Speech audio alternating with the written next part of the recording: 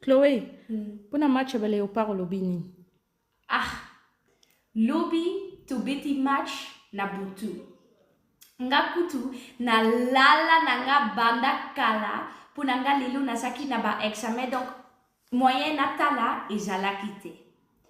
Mais yango lelo na tongo na tali na nga match.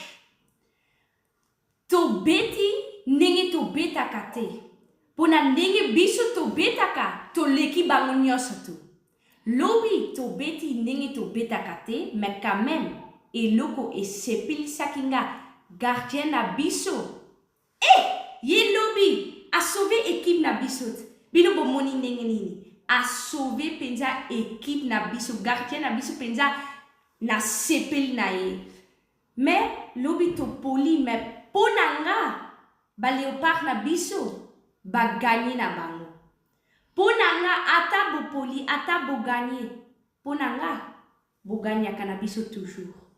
Donc na lingi kutu koyoka eloko moko ya négatif te, totika la positif, match moko eza nanu, match wana eza ya biso, toko laksa bango ke toza ba Congolais.